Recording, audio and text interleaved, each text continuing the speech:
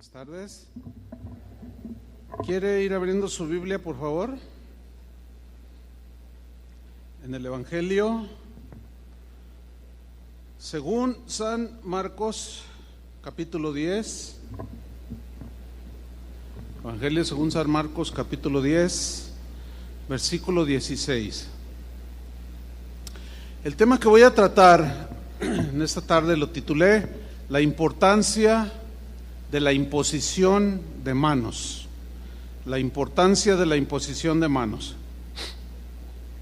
Y voy a leer, usted me sigue ahí por favor. Dice así: y tomándolos en los brazos, es una escena de Jesús con los niños, tomándolos en los brazos, poniendo las manos sobre ellos, ¿qué hizo Jesús?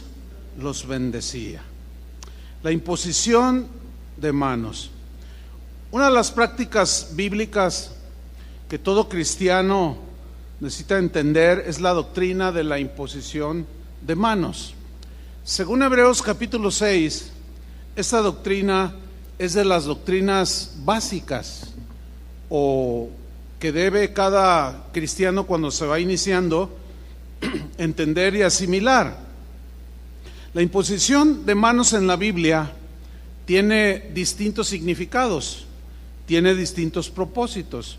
Por medio de la imposición de las manos se puede impartir bendición, sanidad física, fortaleza, pero también se consagra a los que Dios llama para su servicio, imponiéndole las manos, se consagran al servicio del Señor.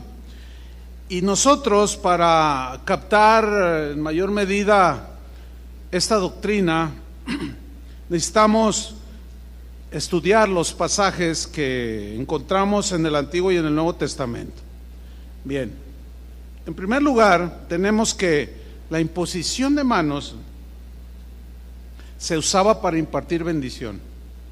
Vamos a un pasaje en Génesis 48:8.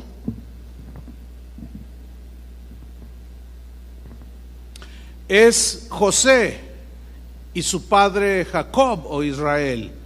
Recuerdan que José había sido vendido, terminó en Egipto, ahí Dios lo bendice, lo prospera y tiene 2 hijos.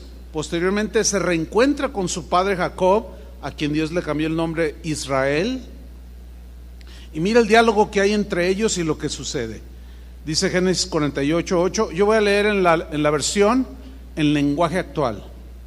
Dice así: al ver Israel o Jacob, ¿es el mismo? A los 2 hijos de José le preguntó: ¿quiénes son estos? Recuerda que no los conocía. ¿Quiénes son estos niños? José le respondió: estos son mis hijos, los que Dios me ha dado aquí. Y le dijo: acércalos, por favor, y los bendeciré. Qué bonita escena, ¿no? El abuelo bendiciendo a los nietos. Ahora, sigamos leyendo. Israel tenía los ojos debilitados por la vejez, ya se estaba quedando ciego, de anciano, y no podía ver. Cuando José se los acercó, él los abrazó y los besó. ¿Cuántos abuelos aquí abrazan y besan a sus nietos? Sí. ¿Ahí tienes a su nieta usted? Sí, a ver, dele un beso y abrázela. Yo todavía no tengo nietos. Qué envidia de la buena. Dice en el versículo 11: Jacob o Israel le dijo a José: nunca pensé que volvería a verte, y ahora Dios me concede ver incluso a tus descendientes. José retiró a los hijos de entre las rodillas de su padre y se postró delante de su padre hasta tocar el suelo con la cara. Colocó José a Efraín a su derecha, quedando a la izquierda de Israel, y a Manasés a su izquierda, quedando a la derecha de su padre, y los acercó a él. Israel extendió su mano derecha y la puso sobre la cabeza de Efraín, que era el menor, y así cruzando las manos puso su izquierda sobre la cabeza de Manasés, a pesar de que era el primogénito. Luego bendijo a José diciendo: mire, ahora el padre Jacob Israel, bendiciendo a José su hijo, pero con sus manos puestas en los nietos. Y dice, luego bendijo a José diciendo, que el Dios ante el cual caminaron mis padres, Abraham e Isaac, el Dios que ha sido mi pastor desde el día en que nací hasta hoy, el ángel que me ha librado de todo mal, bendiga a estos muchachos. ¿Ve cómo está bendiciendo a sus nietos ahí? Imponiendo sus manos. Había una transmisión, hay algo espiritual muy fuerte. Nosotros nada más somos canales por medio de los cuales Dios bendice, pero nos quiere usar como canales. Y la imposición de las manos es lo que Dios asignó para que nosotros bendijéramos. Sigo leyendo. El ángel que me ha librado de todo mal, bendiga a estos muchachos, que en ellos se perpetúe mi nombre y el nombre de mis padres, Abraham e Isaac, que lleguen a ser muy numerosos en esta tierra. Esa es la bendición que está impartiendo el anciano Jacob o Israel, poniendo las manos sobre sus nietos. Fíjense que mis abuelos paternos tenían una costumbre bíblica, aunque ellos pues eran creyentes en Dios, eran católicos. De alguna manera aprendieron esto. Ellos no sabían mucho de la Biblia, pero yo recuerdo, mi memoria se puede remontar quizás hasta los 7 años, cuando ya sea que fuésemos nosotros a donde ellos vivían en San Luis Potosí, o que ellos vinieran, al despedirnos, siempre mis abuelos nos llamaban y decían, vengan porque les vamos a dar nuestra bendición. ¿Cuántos saben de lo que estoy hablando? Y casi a todos los que levantaron la mano son de 60 para arriba.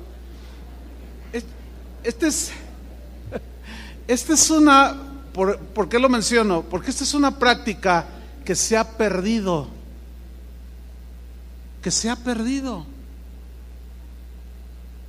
Pero es bíblica. Y yo recuerdo que en una ocasión, cuando me acercó mi abuela y mi abuelo, me pusieron sus manos y empezaron pues a orar y decían, Señor, cuida a mi nieto, bendícelo, cuídalo de que no haga travesuras y guárdalo del mal y que el diablo no se lo coma y quién sabe cuántas cosas. Pero yo recuerdo que en una de esas oraciones yo lloré. Yo me acuerdo. ¿Por qué lloré? Algo sentí, yo era un niño. Algo sentí cuando mis abuelos me bendecían y ponían sus manos. Eso es lo que hizo José con sus nietos. Jacob con sus nietos y con su mismo hijo José. En el Nuevo Testamento, Jesús hizo lo mismo. Puso las manos, en este caso sobre los niños. Dice el contexto de Marcos 10 que leímos al principio, en el versículo 13, dice que le presentaban niños a Jesús para que los tocase. Los padres que llegaban con los hijos, ellos eran judíos y sabían que había una impartición de bendición cuando algún sacerdote, algún maestro, algún rabino ponía sus manos, en este caso sobre los niños. Y ahí está Jesús predicando y le traen a los niños para que los tocase. O sea, toda esta gente sabía que había una bendición que se podía impartir. Pero miren la reacción de los guardaespaldas del Señor, que eran los discípulos. Y los discípulos reprendían a los que los presentaban, minimizaron, despreciaron los discípulos, a pesar de que sabían que los niños para Dios eran importantes y que era muy importante lo que los padres que traían a los niños a Jesús los tocara. Sin embargo, ellos fueron pues irresponsables, o se les olvidó. Quién sabe qué pasaría por sus mentes. Quizás no molesten al maestro, está cansado. Yo recuerdo haber estado en congregaciones donde antes de predicar el pastor subía y decía, pues antes de que empiece el mensaje que invitamos al pastor Chuy Olivares, yo quisiera que tenemos un montón de niños y ya ve qué latosos son, hermanos. Necesitamos que algunos voluntarios se acomidan y salgan allá al patio y los entretengan. Y yo, la verdad, pues estos principios pues ya los conocía y decía, no, es que, ¿cómo? ¿Por qué menospreciar a los niños? ¿Por qué minimizar a los niños? Toda congregación que no se aboque en todo lo que es el ministerio, en la administración, el cuidado, la enseñanza a los niños, o sea, a sus hijos, no va a crecer sana como Dios quiere que crezca. Y los discípulos le dicen a los padres, váyanse para allá, váyanse para allá. Sigo leyendo. Viéndolo Jesús, se indignó, se enojó, se molestó. ¿Por qué se molestó? Porque los niños son de Dios, los pequeñitos son de Dios. Y así como Jesús les dio la debida importancia, nosotros tenemos que dar debida importancia a nuestros hijos. No porque son de 2, 3 años los menospreciemos. Hay gente, hay matrimonios que discuten enfrente de sus hijos cuando estos tienen 5 o 6 años y no le hagas enfrente del niño, ellos no entienden. ¿No qué? ¿Usted cree que no entienden? Ahora yo le hago una pregunta a usted que es adulto. Cuando se peleaban sus papás, ¿usted entendía? Ahí está. ¿Es porque ellos no van a entender? ¿O usted es más inteligente que ellos? Tenemos que saber cómo tratar a nuestros niños. Entonces Jesús se molesta, se indigna y les dijo, dejad a los niños venir a mí, déjenlos que se acerquen a mí y no se lo impidáis, porque de los tales es el reino de Dios. De los niños es el reino de Dios. De cierto os digo que el que no recibe el reino de Dios como un niño no entrará en él. ¿Qué significa eso? Significa que así como un niño es humilde, sencillo, que si tú le dices que mañana lo llevas a, qué sé yo, a Disneylandia, el niño te la cree. Así son los niños inocentes, sanos. Dice la niña que está ahí, dice, sí es cierto. Así son los niños, mija, sí, ¿verdad? Son muy crédulos. Entonces, con la palabra de Dios, en las cosas espirituales, en las cosas del reino de Dios, dice, sean como un niño, sencillos, humildes, crean. Porque si no, dice, no pueden entrar en él. Y miren la escena que sigue en el versículo 16.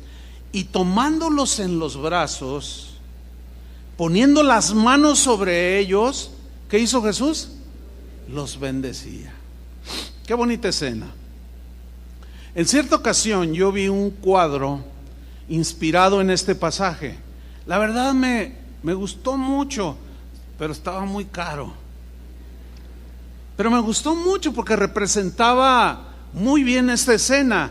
Ahí estaba alguien, pues el dibujo de esta escena, y estaba Jesús rodeado de niños.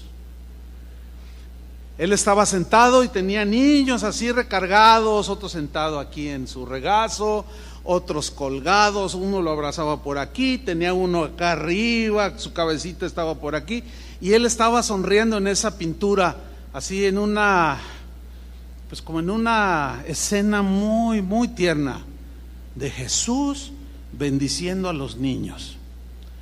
Si a alguien aquí le gusta la pintura, ya le dimos un buen tip. Haga esa pintura y yo se la compro, pero vara. Una vez el hermano Pablo Hunter, que algunos conocieron, otros no, pero lo han oído nombrar. Esto lo he comentado en ciertas ocasiones. Él me dijo una vez, hermano Chuy, me dijo, ¿se te acercan los niños? Yo le dije, ¿cómo? Sí, los niños cuando te ven se te acercan o corren huyendo. Le digo, ay, la verdad, hermano, no sé, no me he puesto a reflexionar eso. Me dice, mira, hermano, los niños se acercaban a Jesús porque los niños saben, dice, el corazón de los niños saben, algo tienen que intuyen. Y quien es así medio, le sacan la vuelta. Ni el perro se les acerca. No, eso no dijo el hermano Pablo. No.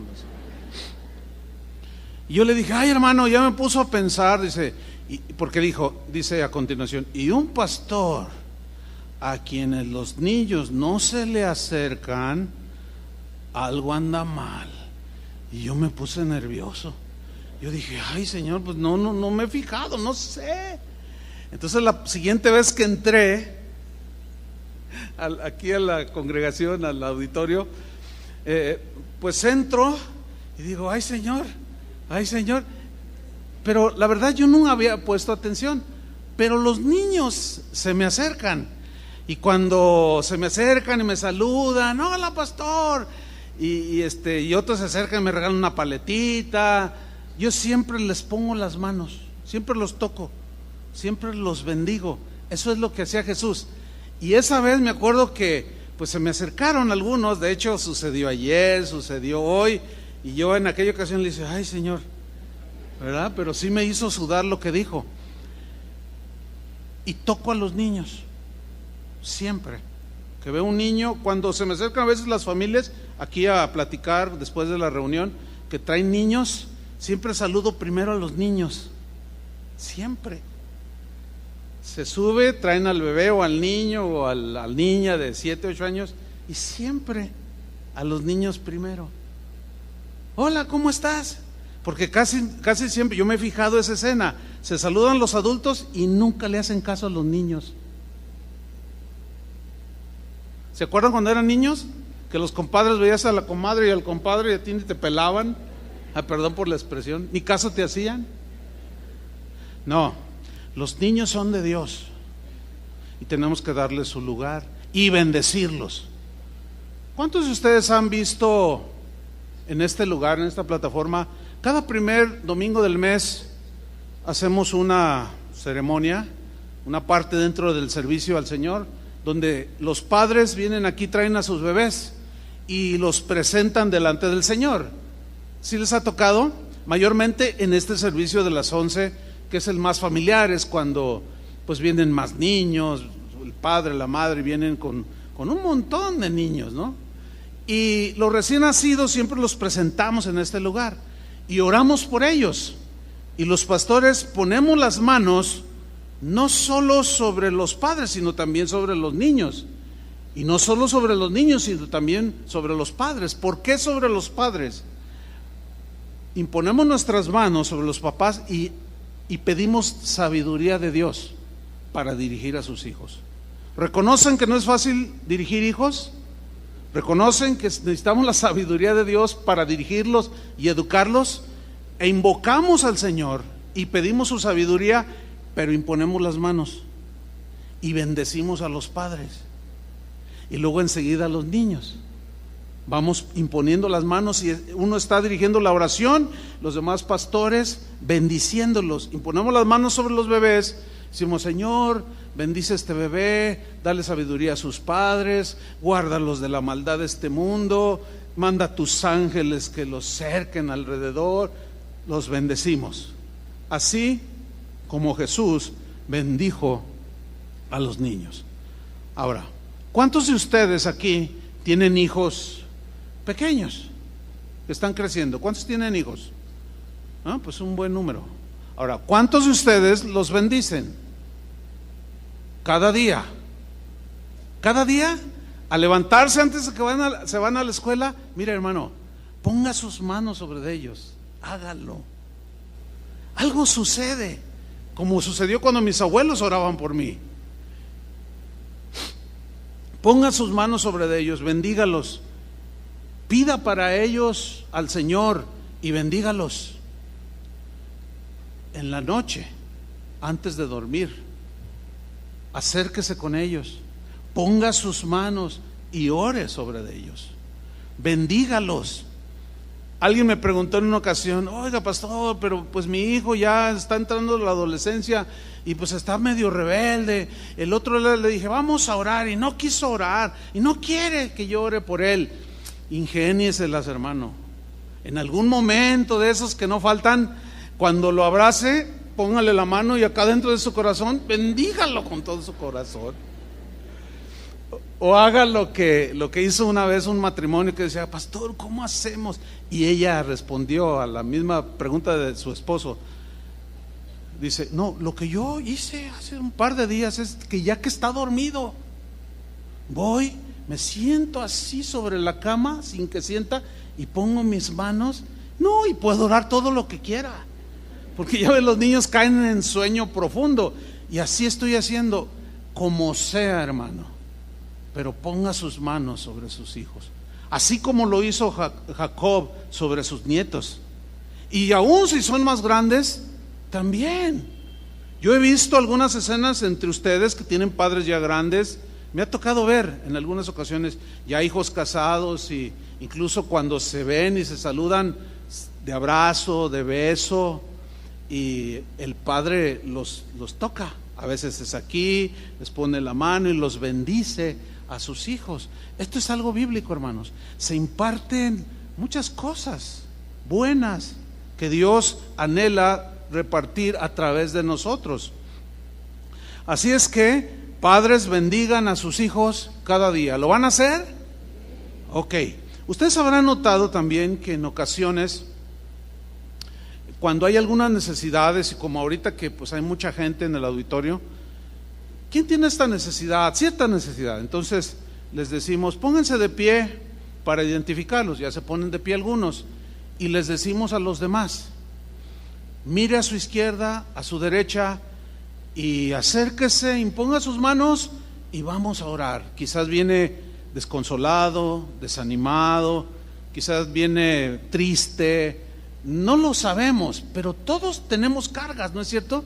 Y la Biblia dice que oremos unos por otros, y hay registros de que los cristianos desde la antigüedad han orado unos por otros. Hay cuadros donde inspirados en esas historias, donde oran los cristianos así de frente con sus manos aquí, así, otros en la cabeza, y luego otro ora encima para impartir bendición. Vamos a hacer un breve ensayo, ¿qué le parece? Porque yo sé que esto quizás no, aunque sea una doctrina muy básica, quizás no lo sabía o se nos va olvidando, lo vamos abandonando, pero tenemos que rescatar una vez más, ¿sí? Hay pastores, nos hemos encontrado, y a mí me ha tocado, que cuando después de ministrar la palabra hago un llamado, a veces el espacio no es suficiente para que pasen adelante, y les decimos, póngase de pie ahí en su lugar, y se para la gente, algunos llorando, etcétera. Entonces invitamos a la congregación. Ahora los que están sentados miran a su alrededor y van a ver personas. ¿Ya lo hicieron? Y ya miran, ¿no? Ahora pónganse de pie y levántense, pongan sus manos y ayúdenme a orar por ellos. Y se quedan todos sentados. Nadie reacciona. Entonces tiene que tomarse uno el tiempo, así muy breve, para explicarles que esto es una práctica bíblica. Hay pastores que dicen, es que en esta iglesia yo soy el único que puede imponer manos. Bueno, sí puede imponer manos, pero no es el único. La Biblia dice que todos podemos orar los unos por los otros, y la imposición de manos es algo que todos podemos hacer. Lo vamos a ver a través del desarrollo del mensaje. Entonces nosotros pues con buena actitud corregimos, sobre todo si son pastores de casas de oración, y los invitamos a que pues estudien más sobre el tema, para que la gente vaya ejercitándose, porque hay gente tímida. Hay gente que es muy tímida, y otros súper tímidos, otros no, se van sobre los asientos y hasta se suben a la silla y en el nombre de Jesús. Hay de todo en la viña del Señor, pero lo importante es que cada uno de nosotros entienda que la imposición de manos sobre nuestros hijos, el esposo con la esposa, sobre el esposo, sobre los hermanos, es algo que imparte bendición. ¿Quieren hacer un brevísimo ensayo? ¿Sí o no? ¿Por qué dices que no? ¿No quieres? No, de aquí todo se ve, acuérdense. Yo te vi que le hiciste, no, pues tú vas a pasar aquí adelante y nos vas a dirigir en la oración. No te creas. Yo sé que estabas bromeando, ¿verdad? Que estabas bromeando. Ya. Bueno, pónganse de pie, vamos a hacer un brevísimo ensayo. Es muy sencillo, muy fácil. Esto, para que usted sepa, pues que en este lugar así, esto creemos nosotros. Es muy sencillo. Usted tiene a su lado izquierdo, a su derecha, a una persona. Tiene enfrente de usted alguna o algunas. Detrás de usted también tiene alguna o algunas personas. Simplemente con sus dos manos ponga uno aquí en su hombro, otro aquí, o si quiere puede hacerlo en su cabeza, hágalo. Este es un brevísimo ensayo para bendecir. Ahora, yo les podría preguntar a ustedes, ¿qué quisieras tú que Dios hiciera contigo? Bueno, eso que tú deseas que Dios haga contigo, eso invoca al Señor para que a través de esa imposición de manos Dios se lo imparta a Él. ¿Qué te parece? Yo puedo dirigir la oración, pero tú también vas a orar, ¿de acuerdo? Padre, te damos muchas gracias por esta mañana de domingo precioso. Gracias porque estamos en tu presencia, alabándote y adorándote y aprendiendo de tu palabra, Señor. Gracias por enseñarnos acerca de esta práctica, Señor, que se ha ido perdiendo, pero queremos rescatarla, que es bendecir a nuestros niños, bendecir a nuestros padres, abrazándolos, poniendo nuestras manos, bendecir al esposo, a la esposa.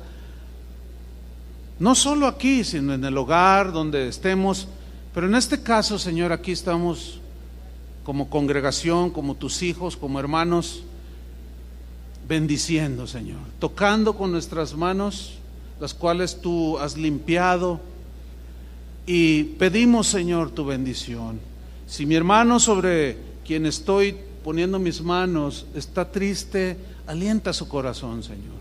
Si está desconsolado, consuélalo.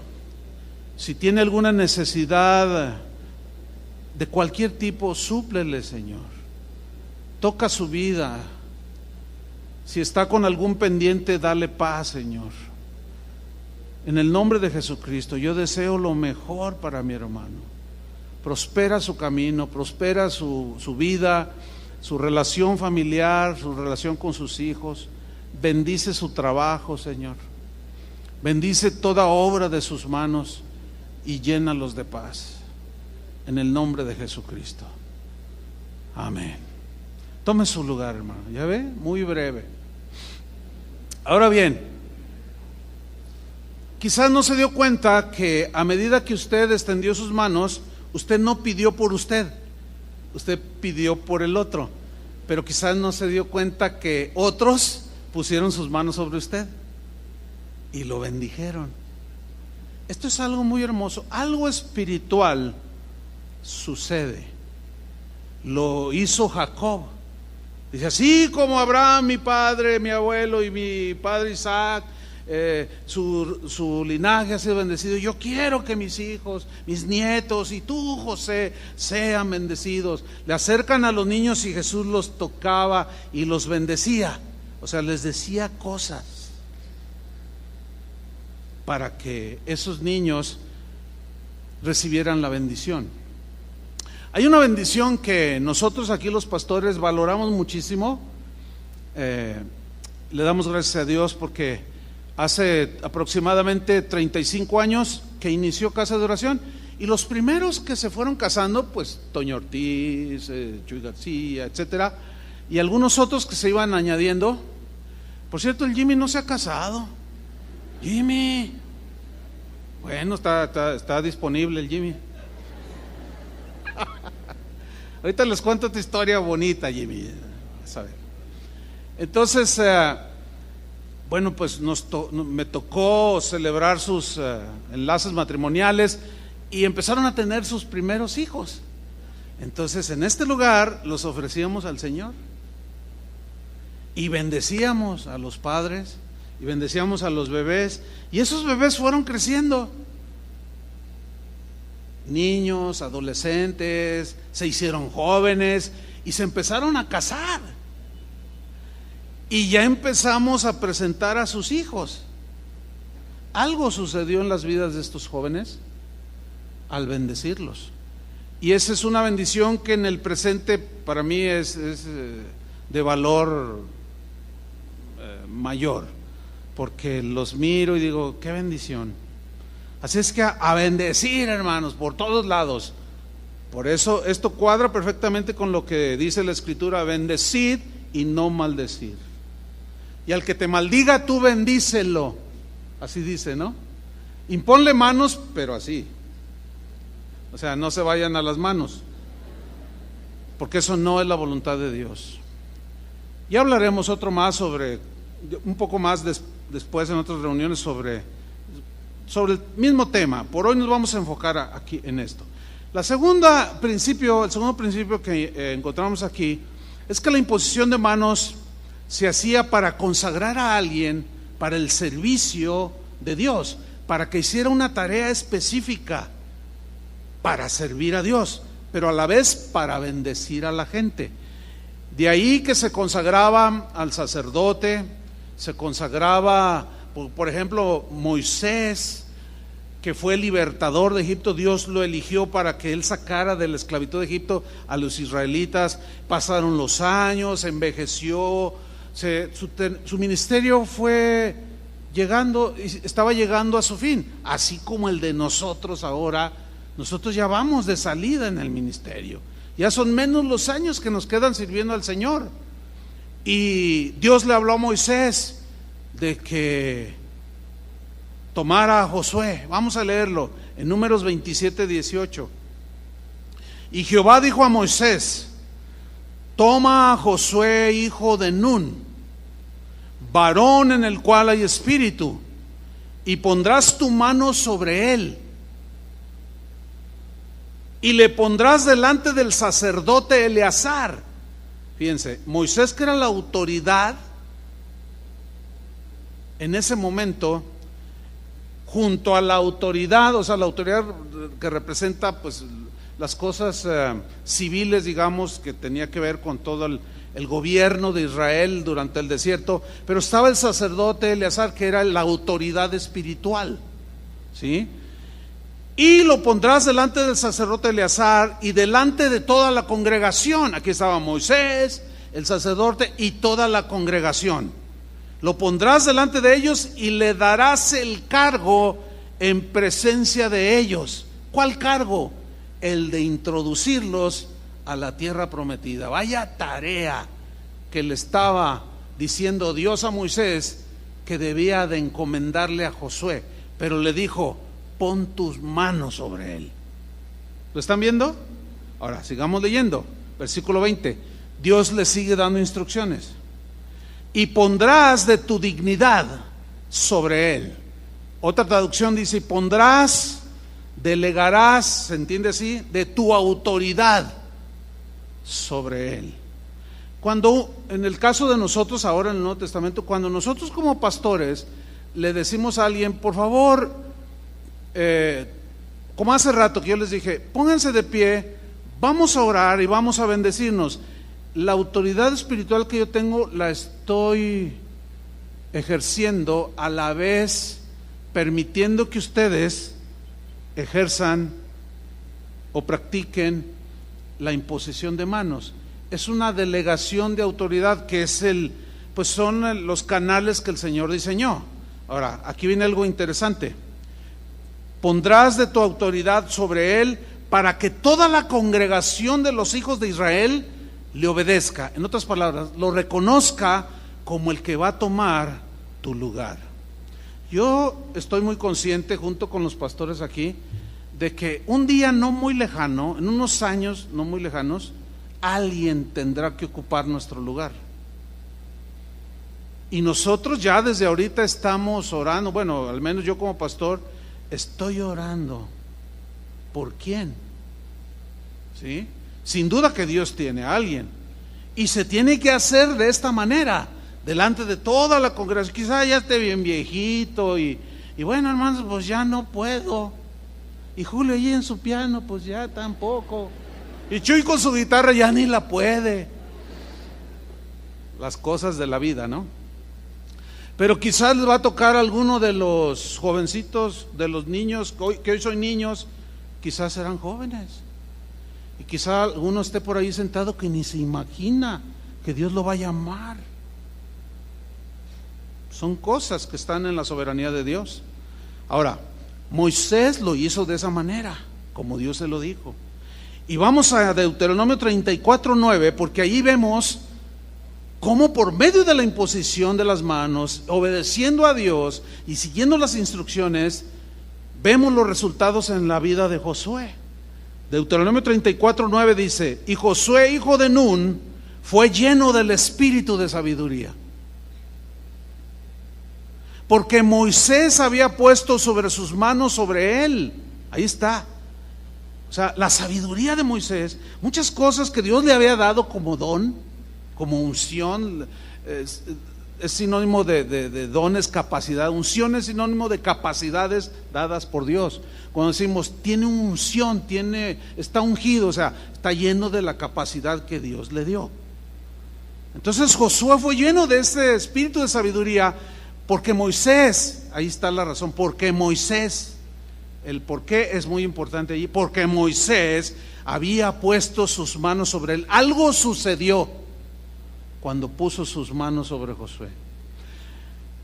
Quiero contarles un testimonio. Cuando a mí me ordenaron al ministerio, los que impusieron sus manos sobre mí, entre otros estaba el hermano Pablo Hunter, el hermano Fermín García, quizás no, muchos aquí no conocido, pero él fue un evangelista tremendo en los años 80, 90, que es cuando yo empecé a crecer en el ministerio, y él fue uno de los que impuso sus manos. Estaba un nieto de William Booth, que fue el precursor del Ejército de Salvación. No sé si han oído de ese ministerio, es mundial ese ministerio. Su nieto estaba ahí, él era un misionero aquí en Guadalajara. Estaba el que fue mi pastor y algún otro pastor ahí. Pero uno de los que oró fue el hermano Fermín García. O sea, que llevaba la batuta en la oración. Y yo me acuerdo, pues tenía una voz de trueno, tenía una voz, casi no necesitaba micrófono. Y cuando impuso sus manos sobre mí, yo recuerdo lo que dijo. Dijo: Señor, de lo que tú me has dado a mí, yo pongo mis manos, dice, y dáselo a él. Y yo dentro de mí decía, hasta le hacía así. Sí, yo decía sí. Mire, sucedió algo después de esa oración que hicieron por mí, cuando me dedicaron al ministerio. Mi vida dio un vuelco total. Esto que estoy comentando ahorita, muy poquísimas, nunca lo he platicado públicamente. Dio un vuelco total, algo sucedió espiritual bien fuerte, hermano, después de esa ordenación, de esa imposición de manos, de tal manera que abría yo la Biblia. Ahora aprende uno el iPad, pero en aquel entonces abría uno la Biblia. Cuando yo abría la Biblia, hasta tenía reacciones así como, o sea, algo sucedió espiritual. En el Nuevo Testamento vemos el mismo propósito de imponer las manos para consagrar a alguien a alguna tarea en especial. Por ejemplo, en Hechos 13 hay una historia muy ilustrativa sobre el tema. Dice Hechos 13:1: había entonces en la iglesia que estaba en Antioquía profetas y maestros, sin duda que algunos eran pastores, y obviamente que estaba lleno allí de gente madura, gente que ya tenía su tiempo recorriendo en el evangelio. Eran líderes probados, tratados por Dios, y comienza a nombrar unos cuantos allí. Dice Bernabé, Simón el que se llamaba Níger, Lucio de Cirene, Manaén el que se había criado junto con Herodes el tetrarca, y Saulo, o sea Pablo. Y ahí estaban reunidos. ¿Qué estaban haciendo? Versículo 2: ministrando estos al Señor y ayunando. Significa que estaban en adoración, que estaban en oración, buscando a Dios, orando y a la vez ayunando. Y estaba un ambiente poderosísimo en medio de ellos, una atmósfera divina en medio de ellos. Y de pronto, miren cómo dice la Escritura, dijo el Espíritu Santo: apartarme a Bernabé y a Saulo para la obra a que los he llamado. Ahora, ¿cómo entiende usted? Dijo el Espíritu Santo. ¿Se les apareció el Espíritu Santo? No. Se entiende que fue por alguno de los profetas o por algunos profetas que con los dones del Espíritu Santo, con los carismas del Espíritu Santo, don de discernimientos, palabra de conocimiento, etcétera, que hablaremos más adelante sobre eso. Abrió su boca alguno de los profetas. Aquí dice, dijo el Espíritu Santo, pero obviamente que fue a través de uno de estos profetas que estaban aquí. Y dijo, ¿qué dijo? Apartadme a Bernabé y a Saulo, ¿para qué? Para la obra a que los he llamado. Si notamos, en este pasaje no vemos que tanto Saulo ni Bernabé se opusieron a ese tal llamado. No, ¿por qué? ¿Sabe cuál es la respuesta? Porque sin duda que de manera privada ellos ya habían sido llamados y convictados por Dios de que ellos tenían que hacer una tarea, pero los demás pastores tenían que tener la misma convicción. Los demás ministros que estaban ahí, profetas y maestros, tenían que tener el mismo espíritu, todos en unidad, para que se comprobara que era de parte de Dios que Saulo y Bernabé tenían que ser enviados a las misiones. Por eso es que ellos no objetaron nada, así se quedaron como, ay Señor, confirmación. Mire, déjeme contarle una historia, algo que me pasó, y el otro día estaba hablando yo con alguien que estuvo allí presente, por eso está fresquito esto que me pasó. Hace años aquí en la ciudad hubo una reunión de pastores y estábamos orando y había una atmósfera tremenda. Se junta, imagínense, muchos pastores, pues hay muchos dones del Espíritu Santo allí, mucha unción, etcétera. Y el Señor me habló a mi corazón y me dijo: vas a decirle públicamente, delante de todos, le vas a decir a tal pastor que ya no golpea a su esposa. Sígame con atención. Entonces, ¿cuál fue mi reacción? Yo dije, no, yo qué, no, ¿y por qué yo? Y me empecé a pelear con el Señor. Le dije, no, Señor, no, ¿cómo le voy a decir eso? Y si no eres tú, me dice, soy yo, díselo, me dijo. Y mire, hace muchos años, yo ya me arreglé con Dios de hace muchos años, y le dije al Señor, Señor, no, yo no. Y la reunión siguió en curso. Llega el final de la reunión y yo me hacía, porque al cabo nadie se había dado cuenta. Pero mire lo que sucedió, hermano. Cuando ya vamos a despedirnos, ha sido una reunión maravillosa, tómense todos de las manos.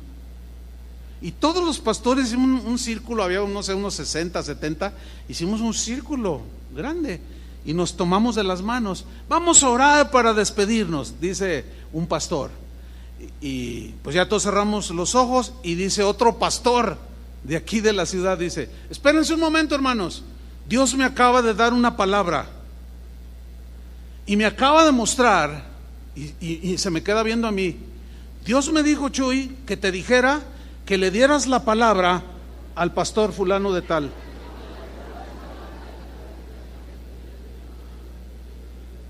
No, yo sentí que la tierra se abría, o quería que se abriera y que me tragara. Fue una experiencia, hermano. Mucho de esto lo mencionaremos y lo ilustraremos, o sea, a través de la palabra, cuando enseñamos sobre el Espíritu Santo y los dones del Espíritu Santo, etcétera. Entonces me desarmó total y dice, y Chuy, el Señor te dice que lo hagas. Entonces yo volteo con el pastor y el pastor así, mire, ¿tú tienes una palabra? Y le digo, sí. Cuando yo le dije sí, algo pasó. O sea, y ya como que me afirmó el Señor y le dice, mira, el Señor te dice que ya no golpees a tu esposa. Yo no, dice, y se pone, yo nunca lo haría, pero estaba su esposa junto a él. Y le dije, pues el Señor dice que dejes de hacerlo, si no vendrá Él y arreglará cuentas contigo drásticamente. No, yo no le hago, ¿verdad, mi amor? Le dice. Y la señora que se suelta llorando, sí me pega, sí me pega. Hágame usted el favor. Tremendo. Y bueno, ahí lloraron, se arrepintieron del pastor, y todos salimos con un temor así de que Dios sigue hablando, ¿verdad? Sí, Dios sigue hablando. Entonces dice, apartadme a Saulo, a Bernabé para la obra a que los he llamado. Versículo 3. Entonces, habiendo ayunado y orado, ¿qué hicieron? Les impusieron las manos y los despidieron, o sea, los enviaron. ¿A dónde? A la obra misionera. Qué tremendo, hermano. Pero ve cómo aparece otra vez aquí la imposición de las manos. Hace como 16 años Dios habló a mi corazón. Me dijo, Chuy, tienes que empezar a pensar en iniciar una obra en Estados Unidos. Yo le dije, Señor, pero en Estados Unidos de allá vienen los misioneros, pero por montones. Dice, pues ahora es tiempo de que ustedes envíen. La verdad yo no entendía mucho, pero le dije, Señor, pero ¿cómo? Dice, entonces yo me puse a orar y Él me empezó a poner a través de los días una verdadera carga. Todo pensaba, despertaba y a veces inconscientemente empezaba a orar. Entonces vengo después de un tiempo y derramo sobre los pastores aquí lo que Dios estaba poniendo en mi corazón, que debíamos de hacer algo en los Estados Unidos. Y mire, una cosa maravillosa, todos de manera unánime dijeron, sí, es tiempo. O sea, el Espíritu dio testimonio de que había que hacer algo. Y todos, pues sí, estamos convencidos, algo debemos hacer. Pero ¿y cómo? ¿Y a quién enviamos? No sé, yo les dije, yo no sé, pero vamos a orar. Vamos a orar. Quizás algunos de entre nosotros Dios quiera enviarlo. Y todos así como que, así como yo cuando me habló del pastor, ¿no? Así como que me dice el que, dije, bueno, vamos a orar y Dios que haga lo que Él quiera y que Él envíe, pero tiene que hacerse así, de esa manera. No pasó mucho tiempo, hermanos, y llega uno de nosotros, de los pastores. Estoy hablando de Guillermo Gómez, que por cierto aquí está uno de los pastores de allá de Fontana. Hermano Héctor Cholalpa, ¿quieres ponerte de pie? Él es uno de los pastores que está ayudando allá. Bienvenido, hermano, Dios te bendiga. Saludos a Memo, salúdale, enfóquenlo allí, sí vino. Bueno, él es ahora fruto de ese ministerio, pero llega Guillermo conmigo, ¿puedo hablar contigo? Y yo lo vi pálido. Yo dije, ¿qué pasó? ¿Estás enfermo? ¿Comiste muchos tacos? ¿Qué te hizo daño el estómago? ¿Bromeé algo con él? No, venía como asustado. Yo le dije, ¿qué tienes? Dice, es que Dios me habló. ¿Y? Pues que nosotros somos los que debemos de ir. Y yo, ¿de verdad? Sí. Y empezó a llorar. Dice, Dios nos habló a mí y a mi esposa. Entonces cuando yo comunico esta noticia a los demás pastores, todos de manera unánime dijeron, sí. O sea, había una convicción. Esto es algo espiritual, ¿entiende? Sí.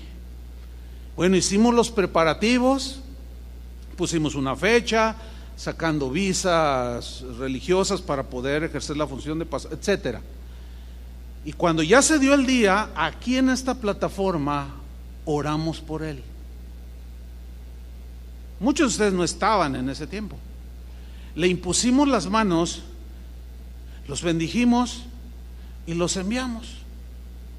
Bueno, Guillermo ha levantado varias congregaciones y a la vez el ministerio de casa de oración, Dios lo ha multiplicado. Todo esto es, toda la gloria es para Él, nosotros lo entendemos, no le robamos una gota, todo el mérito es para Él, pero creció, ahorita ronda entre las 40 congregaciones en los Estados Unidos. Tuvimos ya el año pasado que organizarnos con una corporación.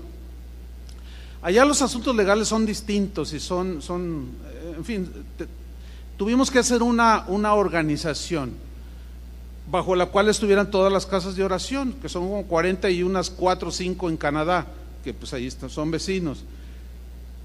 Dios ha bendecido, hermano, el ministerio, y siguen levantándose todos estos pastores. Memo ha trabajado con otros, se ha multiplicado, otros pastores ya crecieron, se ordenaron delante de las congregaciones, y ya se ha multiplicado y sigue creciendo, y se encomiendan y se imponen las manos para dedicarlos y consagrarlos a la obra del ministerio, para que sirvan a Dios y sean edificados los hermanos.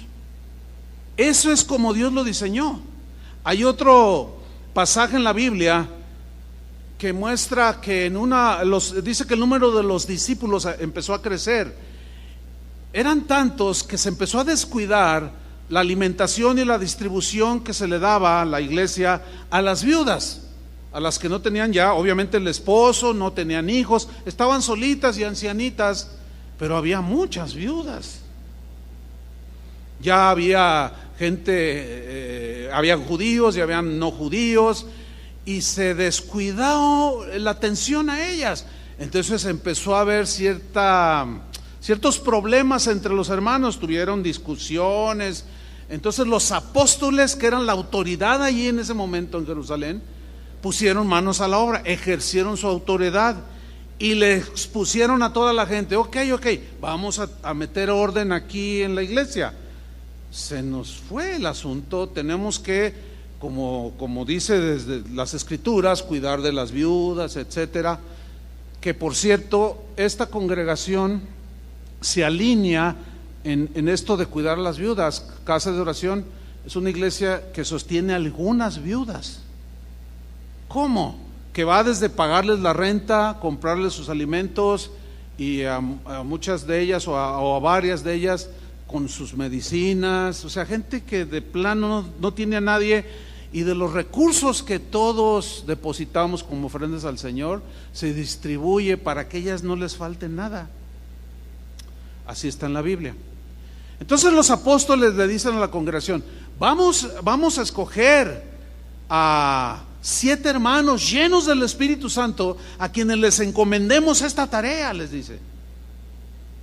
Y mire lo que sucede en Hechos capítulo 6, versículo 5.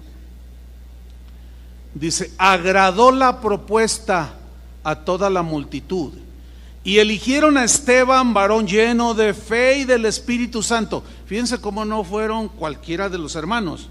Ahora, yo debo resaltar algo aquí. Todos estos que ellos eligieron ya los conocían.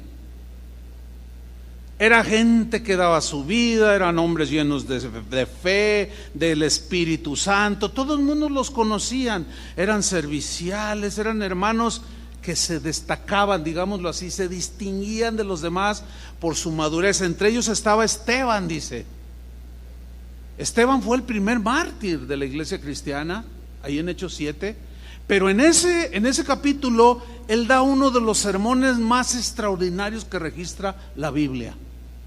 En tan solo un capítulo, él narró toda la historia de Israel, de una manera magistral, con un conocimiento realmente impresionante de las escrituras. O sea, no era cualquier hermano. Cuando digo cualquiera, no es peyorativo ni despreciativo, sino no eran gente joven en el evangelio, no era gente que hoy viene y mañana ya no viene, dos veces viene al mes, después pasan 6 meses y ya no se para, después pasa un año y luego se vuelve a aparecer, y luego dice: hermano, yo quiero servir, déjeme predicar. Ahora sí que no invente, hermano. ¿Cómo? No, era gente que estaban ahí, que todos conocían, por eso no hubo contienda, ¿sí? Es como si, por ejemplo, dijéramos: hermano, necesitamos un líder de alabanza, así, nombrarlo, y ¿qué les parece el hermano Julio? A ver, ¿qué van a decir? ¿Sí o no? Así, porque ya estaba ahí, todos ya lo conocían. Así pasó. Esteban, varón lleno de fe, a Felipe, a Prócoro, a Nicanor, a Timón, a Parmenas y a Nicolás, prosélito de Antioquía, a los cuales presentaron ante los apóstoles. Entiéndase, Moisés, Jacob, los que tenían la autoridad, quienes orando, ¿qué hicieron? Les impusieron las manos. Y los dedicaron, ¿para qué? Para lo que se conoce como diaconado o servidores, ¿sí? Pero ya estos con un potencial para llegar a ser ancianos o pastores. Ahora bien, Pablo, pues él llegó a ser apóstol. Dios lo había encomendado ese apostolado a los no judíos, y en su caminar misionero al cual él fue enviado, en una ocasión conoció a un discípulo llamado Timoteo, muy jovencito, dice la Biblia que estaba. Y dice que los demás daban testimonio de este joven Timoteo y decían, a pesar de que es joven, es muy dedicado, lo conocemos de años y es un cristianazo, ¿no? En pocas palabras, ¿no? Entonces Pablo pues lo conoce y empieza a tratarlo. Pasa un año, dos, pasa un buen tiempo, y en su debido momento lo encargan como pastor de la iglesia en Éfeso. Y ahí oraron por él, porque mire lo que dice 1 Timoteo 4:14. Cuando ya Timoteo estaba en el fragor de la batalla, empezó a haber muchas persecuciones, el temor empezó a llegar sobre de él y empezó a retraerse un poco, y esa es la razón por la cual Pablo le escribió la primera carta y le dice a Timoteo: Timoteo, no descuides el don que hay en ti. ¿Cuál es el don que había en Timoteo? El de ser pastor, pero también evangelista. Más adelante Pablo lo dice: haz obra de evangelista, cumple tu ministerio. O sea, el don que recibiste. Pero ¿cómo? Dice: no descuides el don que hay en ti, que te fue dado mediante profecía. ¿Se acuerdan de la iglesia de Antioquía que habló el Espíritu Santo? Los profetas hablaron. Dice que te fue dado mediante profecía, con la imposición de las manos. ¿De quién? Del presbiterio. Ahora, aquí surge una pregunta, para muchos desconocido. ¿Qué es el presbiterio? El presbiterio es el conjunto de maestros, de evangelistas, de profetas, de pastores, etcétera, los que gobiernan la iglesia. Ese es un presbiterio, como cuando oraron por mí. Había un presbiterio, presbíteros o pastores que oraron. Entonces le dice a Timoteo: Timoteo, no descuides el don. En los primeros capítulos dice: no te acobardes. Dios no nos ha dado espíritu de cobardía, sino de poder, de amor y de dominio propio. Tú puedes hacerlo, Timoteo, vamos, no descuides, le dice aquí. Una carta que lo está exhortando porque estaba él titubeante. Dice que te fue dado ese don. Tú eres un pastor, eres un evangelista. Te fue dado mediante profecía, con la imposición de las manos del presbiterio.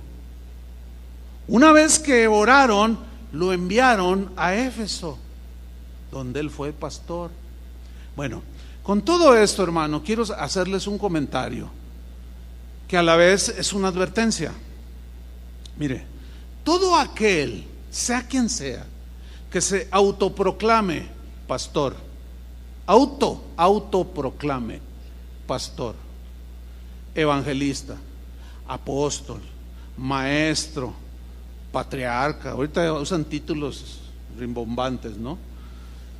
Etcétera, etcétera, pero nunca se le consagró enfrente de una congregación, nunca un presbiterio le impuso las manos para dedicarlo a la obra del servicio de Dios. Ese es un intruso en el ministerio.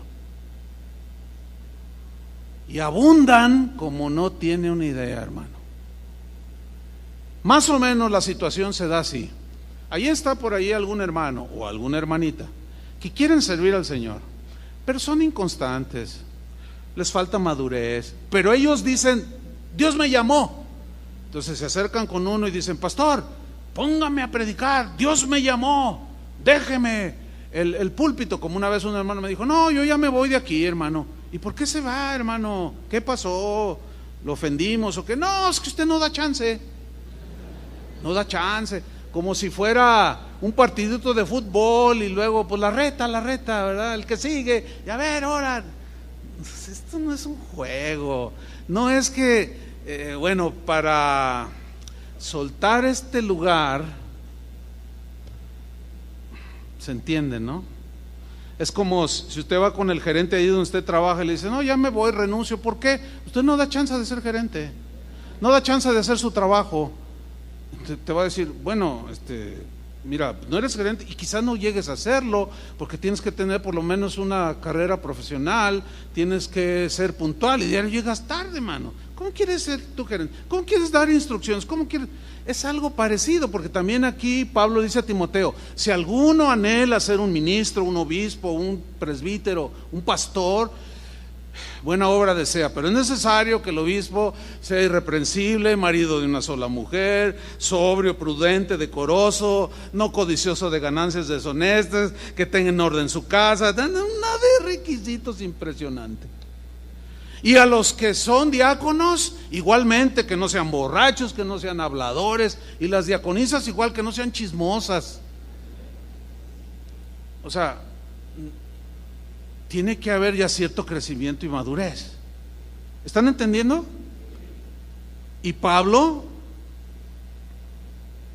le dice a Timoteo, en 1 Timoteo 5:22, no impongas con ligereza las manos a ninguno, ni participes de pecados ajenos, consérvate puro. Este texto se refiere a la imposición de manos para consagrar a alguien para servir a Dios, pero cuando se hace de manera precipitada. ¿Qué estaba sucediendo en la iglesia de Éfeso? Timoteo era el único pastor, se entiende así, necesitaba ayuda, se sentía quizás solo y empezó a poner de manera ligera, pues tú vente, tú ayúdame, y, oye, pero ¿y cuándo me consagras? Pues ahorita vente. Entonces le dice Pablo, mira, en la versión en lenguaje sencillo, este mismo versículo se lee así: antes de nombrar a alguien para el servicio a Dios, piénsalo bien. Esto significa, acuérdate cuál es el protocolo de Dios, acuérdate qué es lo que debe de anteceder para que tú nombres a alguien ya como alguien que va a gobernar la iglesia. No puede ser un neófito, no puede ser uno que empieza, no puede ser uno que está acusado de rebeldía, no puedes, no tiene, y la gente los empieza a conocer. Y le dice, piénsalo bien, porque si esa persona hace algo malo dentro del ministerio, dice, tú serás también responsable de lo que haga. ¿Ven cómo no es cualquier cosa? Apártate más bien de todo lo que es malo. Y en la versión que leímos le dice, no impongas con ligereza las manos a ninguno, ni participes de pecados ajenos, consérvate puro. Realmente es una responsabilidad muy grande, hermano. Pero la gente reacciona de diferentes maneras. Y ahí está como este hermano que decía que yo no daba chance. Y bueno, dice, ya me voy y voy a empezar mi propia iglesia. Bueno, de eso ya hace bastantes años, fue ahí en ese pasillo cuando me lo dijo.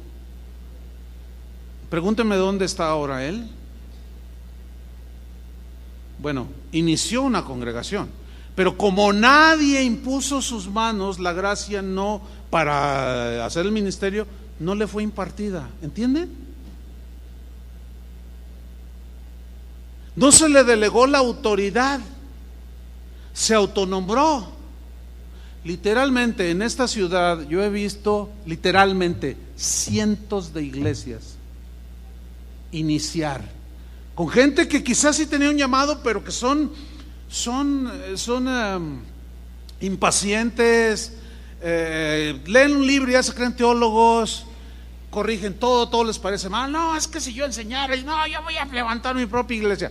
Y se sientan ahí junto a usted y te empiezan a decir, oye, ¿ya te diste cuenta que aquí está mal esto? No, hermano, sí, mira por esto. Ay, de veras, edad, no me había fijado.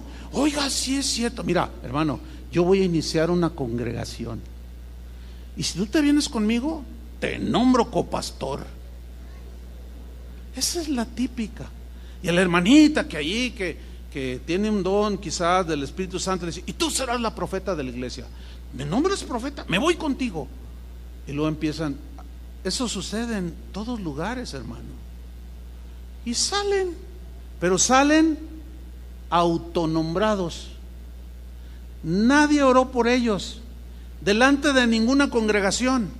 Cuando se le presente uno de esos, dígale lo siguiente: ¿cuál fue el presbiterio que te impuso las manos? En primer lugar, es casi seguro que ni saben qué es un presbiterio. ¿El qué? No, yo no necesito de la bendición de los hombres. Dios tiene su mano sobre mí. Jehová, ¿y quién es su pastor? Jehová es mi pastor. Ah, mira, Jehová es su pastor, pero Él sí quiere ser tu pastor. ¿Cómo está eso?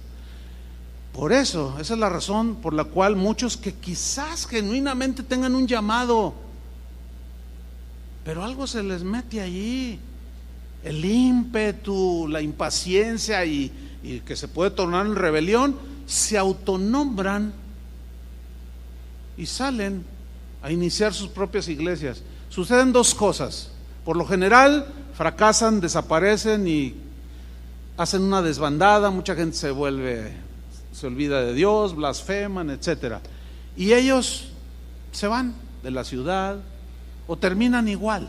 Eso es algo que puede suceder, o terminan en una secta. ¿Y todo por qué? Porque no hicieron las cosas como se deberían de hacer, como dice la Escritura. Ustedes de alguna manera han sido testigos de cómo hemos enviado gente aquí, ¿sí o no? Les imponemos las manos. Al 99 o sea, el porcentaje altísimo, Dios los ha bendecido, porque ese es el trabajo, esa es la manera, quiero decir, de cómo se debe de enviar gente para que sea fructífero. Y por medio de la imposición de manos es importante, porque la autoridad, los carismas se pueden depositar en las vidas de los que son enviados. Y finalmente, hermanos, la imposición de manos para sanidad física. Un episodio en la vida de Jesús, Lucas 4:40, dice que al ponerse el sol, todos los que tenían enfermos de diversas enfermedades los traían a Él, o sea, Jesús, y Él, poniendo las manos sobre cada uno de ellos, los sanaba, poniendo sus manos. También salían demonios de muchos, dando voces y diciendo: tú eres el Hijo de Dios. Pero Él los reprendía y no los dejaba hablar, porque sabían que Él era el Cristo. En todas las enseñanzas de la Biblia hay extremos. Hay cristianos que llevan al extremo esta doctrina de la imposición de manos y dicen cosas como estas: mira, si tú ves a alguien que es adúltero, es un borracho, y te pide que ores por él, no ores por él, porque si tú le impones las manos, se te pasa el espíritu de borrachera, se te pasa el espíritu y una de cosas rarísimas que no están en la Biblia. Nosotros no creemos eso, pero sí creemos de no poner las manos nada más por imponerlas. Por ejemplo, Jesús a los endemoniados no les imponía las manos, le hablaba al demonio y los expulsaba, pero no les imponía las manos, ¿sí? Y bueno, eso lo desarrollaremos más en algún otro de los temas que están por venir. Ahora bien, para finalizar, antes de partir Jesús, después de haber resucitado, Él dijo algo muy importante sobre la imposición de las manos. Y esto se registra en Marcos capítulo 16, versículo 14. Marcos 14, 16. Dice: finalmente se apareció a los 11 mismos, o sea, a los apóstoles. 11 porque Judas ya había tomado la mala decisión de quitarse la vida. Estando ellos sentados a la mesa, y les reprochó su incredulidad y dureza de corazón. Fíjate, ya eran apóstoles y todavía estaban en aprendizaje. Ya tenían digamos, una estatura para ejercer el apostolado, pero todavía seguían aprendiendo, y Jesús nunca dejó de enseñarles y les reprocha: ¿por qué no habían creído a los que habían visto, lo habían visto resucitado, que fueron y dieron la noticia? El Señor resucitó. Y sobre todo aquellas mujeres que dijeron: vimos al Señor. Y estaban los apóstoles, se miraron, y dudar, y Jesús se los reprocha. Y luego se da aquella escena de Tomás: Tomás, ¿por qué dudaste? Mete tu mano aquí. Ustedes conocen: no seas incrédulo sino creyente. Ese es el punto. Pero luego en el versículo 15 les dijo lo siguiente, y les dijo, y aquí ya los encomienda: id por todo el mundo y predicad el evangelio a toda criatura. El que creyere y fuere bautizado, creyere el mensaje y se bautice como señal de haber aceptado a Jesús y el evangelio, será salvo. Mas el que no creyere será condenado. Y luego en el 17 miren lo que dice: y estas señales irán detrás de ellos. Estas señales seguirán a los que creen. O sea, a los que creemos nos siguen las señales que Jesús nombró. Yo les pregunto: ¿cuántos creen? Bueno, las señales que dijo Jesús que seguirían debe ser algo, le voy a decir quizás muy llanamente, debe ser algo natural, normal para nosotros los que creemos. Porque desgraciadamente hay extremos que se van, unos al lado derecho y otros al otro izquierdo. Están los que mencioné hace un rato, pero están también aquellos que de manera inexplicable niegan que el día de hoy existan los milagros, niegan que el Espíritu Santo siga repartiendo sus dones a sus hijos, y es una corriente muy fuerte que viene arrastrando a muchos. Y si tú les cuentas a uno de esos que no creen en milagros, y son cristianos, son nacidos de nuevo, pero pues algo les pasó, y yo no quiero discutir con ellos sobre esto. Si ellos no creen, es asunto de ellos. Pero los que creemos, pues creemos lo que la Biblia. Yo me quedo con la Biblia, no sé usted. Sigo leyendo. Estas señales seguirán a los que creen. En mi nombre echarán fuera demonios. Fíjate, esto todo creyente en algún momento de su vida puede hacerlo. En algunos se verá más firme. Todos somos distintos. Unos son más cohibidos, otros son un poco más valientes. Dicen: no, yo, pues que el Señor me fortalezca, pero yo sí me enfrento. Y otros: ay, no, yo no. Dicen. Pero es una autoridad que el Señor nos está delegando. Echarán fuera demonios. Mire, en la congregación donde yo nací, cuando yo vi la primera vez que vi a una persona endemoniada, fue horrible, porque se terminó la reunión y yo entré y volví a salir, y había un pasillo, entré por una guitarra, y cuando salí estaba una señora como clavada en la silla, así como que se quería levantar y luchando, y los ojos se le hacían bien feos, y que se levanta así, y luego se vuelve a sentar. Y yo dije: ay, híjoles, ¿qué es esto? Y que voy corriendo con el pastor. Le digo: pastor, está una señora allí muy rara. Y entonces se asoma y dice: ah, sí, la vi durante el servicio, está endemoniada, dice. Y yo: ay, Dios, está endemoniada. Entonces dice: córrele y ve y háblale a otro de los pastores. Rápido, dile que venga rápido. Y ahí voy yo corriendo: pastor, dice el pastor que venga, hay una endemoniada y que se viene. Y yo voy con él, y sacaron a todos, pero por el que yo fui me dice: pero tú quédate, Chuy. Yo le dije: ¿yo por qué? Dije: ¿yo por qué? Y el pastor dice: no, tú sí, Chuy, tú quédate, ponte allí. Pero nada más, Mario se llamaba el otro pastor, nosotros vamos a hacer la labor, tú quédate allí. Y yo estaba, hermano, pues estaba asustado, yo nunca había visto. No, bien tremendo, hermano. Y yo cerraba los ojos, y como que me vieron, y uno de ellos dice: no, necesitamos que aprendas. Ahora, yo no entendía por qué a mí me metieron allí. Bueno, liberaron a aquella mujer, salió caminando y toda con un rostro lleno de paz. Y yo le pregunté: oiga, pastor, pero ¿por qué a todos lo sacaron y a mí no? Dice, mira, Chuy, Dios nos ha mostrado que tú vas a ser un ministro. Yo, por aquí. Ahora entiendo, porque ya me sucede, porque Dios da a los pastores una vista espiritual más allá que el común. O sea, muchas veces uno ve a una persona, habla con ella y el Espíritu te da testimonio y dice, no, este lo voy a usar, trabaja con él. Yo no lo entendía, pero ellos me empezaban a leccionar, por eso me dejaron estar ahí. Esa fue mi primera experiencia. Bueno, al paso de los años, bueno, no puedo detenerme a contar una de historia, una de casos que son reales, hermano. El diablo es real. Los demonios son entes reales. Luego dice, las señales seguirán, hablarán nuevas lenguas, tomarán en las manos serpientes. Luego hablaremos también de esto de nuevas lenguas. Versículo 18, tomarán en las manos serpientes y si bebieren cosa mortífera no les hará daño. Tomarán en las manos serpientes. ¿Qué significa?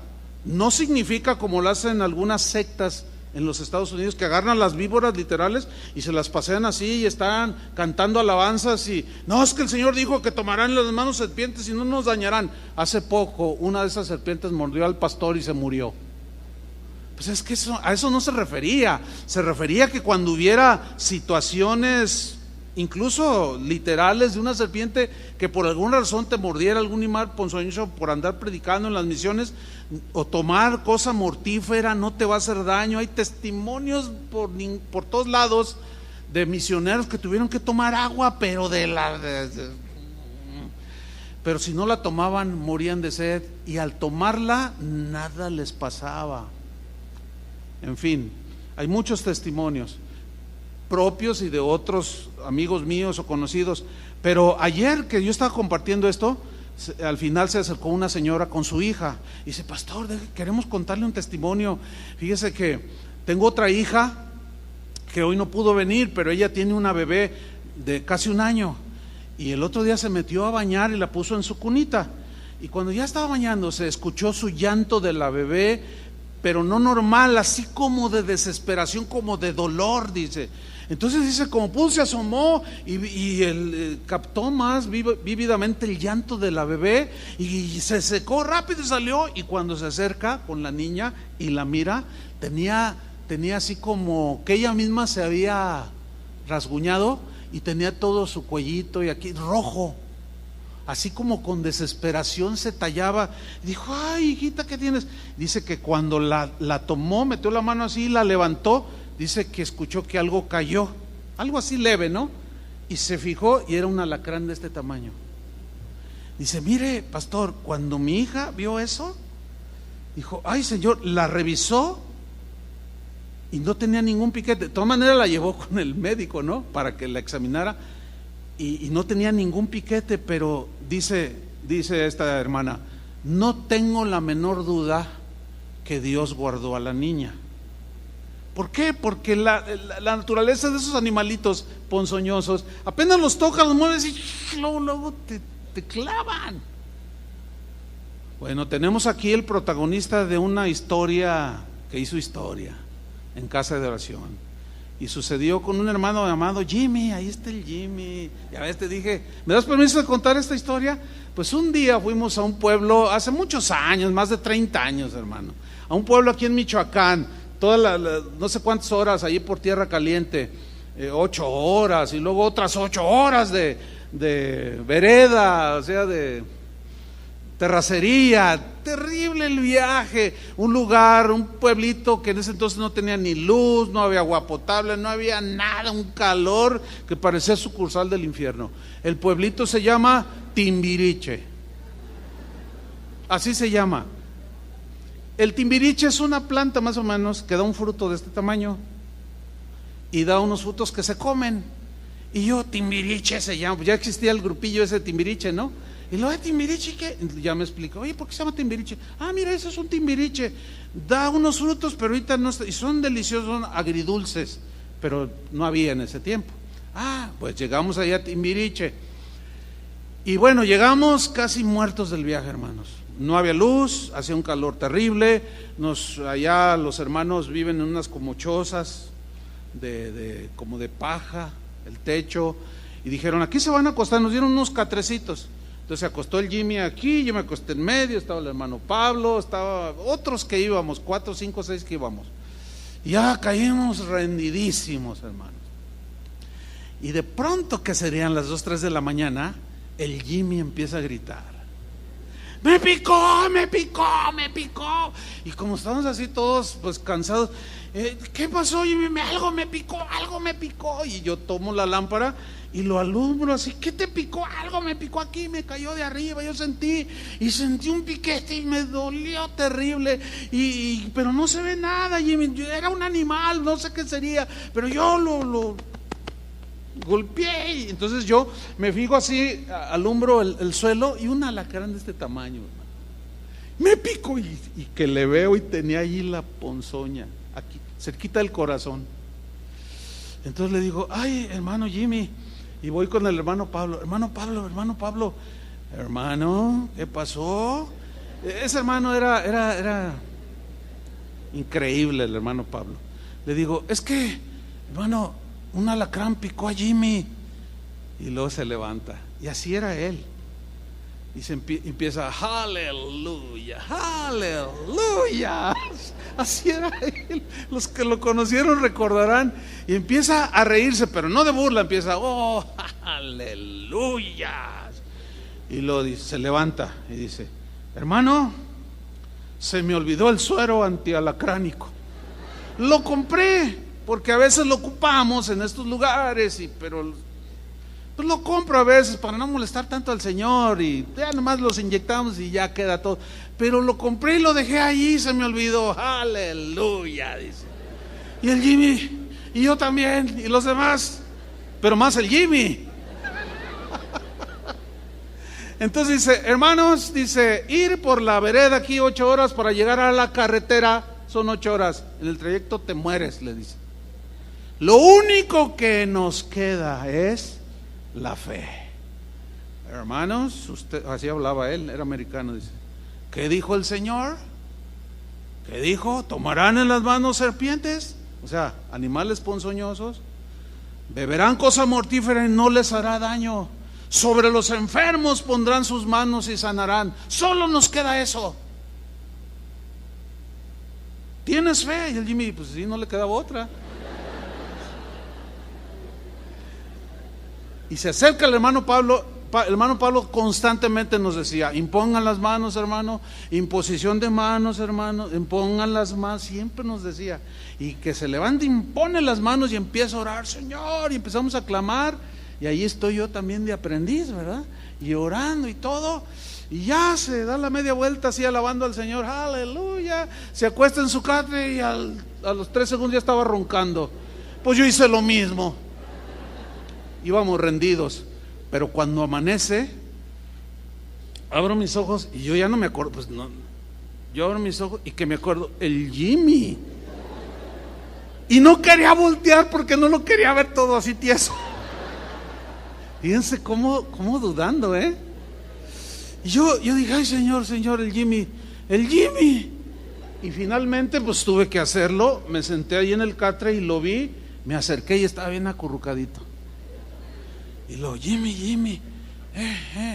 Jimmy, ¿cómo estás? Oh, estoy bien. ¿Cómo te sientes? No, después de que oraron, dice, se me empezó a entumir la quijada. Entumió y se me empezó a entumir el pecho aquí. Y yo dije: bueno, Señor, si ya me voy contigo, pues me voy contigo y ya. Pero no, amaneciste, Jimmy. Aquí está el Jimmy todavía después de 75 años. Pues ya hasta perdí la idea. Ay, ese Jimmy, tantas historias. Sobre los enfermos pondrán ¿qué? Sus manos y sanarán. A mí Dios me ha librado de un montón, nada más uno más, un testimonio más. Ciudad Guzmán, tierra donde hay muchos alacranes, de todo tipo. Al buen entendedor, pocas palabras. Bueno, entonces yo me quedé a dormir ahí en una casa de un hermano, me dieron un catrecito. Toda la noche me la pasé rascando. Yo decía, ay, hay pulgas aquí o qué. Y sentía así cosquillitas y me hacía así. Y luego las sentía debajo de mis piernas, y así como cuando hay boronas de pan en el colchón, cuando usted se come el pan ahí, la torta, ¿verdad? Entonces yo le hacía shh, shh, y me sacudía. Y cuando despierto esa mañana, me levanto para atender el catrecito, y cuando levanto la cobija estaba un alacrán, pero de esos güeritos, de los filosos, de este tamaño, hermano.